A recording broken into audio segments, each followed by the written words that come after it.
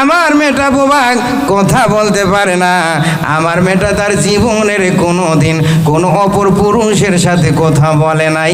এই জন্য আমি বলেছি আমার মেয়েটা হলো বোবা।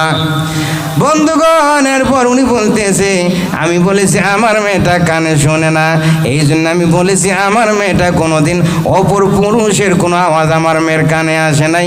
আমি আমার মেয়েটাকে ওইভাবে লালন পালন করেছি। এরপর বলেছি আমার মেয়েটা ল্যাংড়া, এই জন্য বলেছি রে আমার মেয়ে পা দিয়ে কখনো হেঁটে হেঁটে কোনো অপর পুরুষের কাছে যায় নাই, এই জন্যই বলেছি আমার মেয়েটা ল্যাংড়া।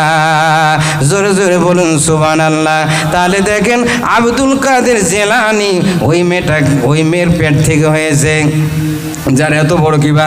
ওর বাবা, যার বাবা আবু সলে মুসা, একটা ফলের মাপ নেওয়ার জন্য কত দূর গিয়েছে, 12 বছর বকরি চড়াইছে। ওনার মা দেখেন কত সুন্দর নেককার মেয়ে উম্মুল খয়ের। এই দুইজনের মিলনের মধ্যে আল্লাহ তাআলা সর্বযুগের সর্বশ্রেষ্ঠ ওলি আব্দুল কাদের জিলানীকে তৈরি করেছে। জোরে জোরে বলুন সুবহানাল্লাহ।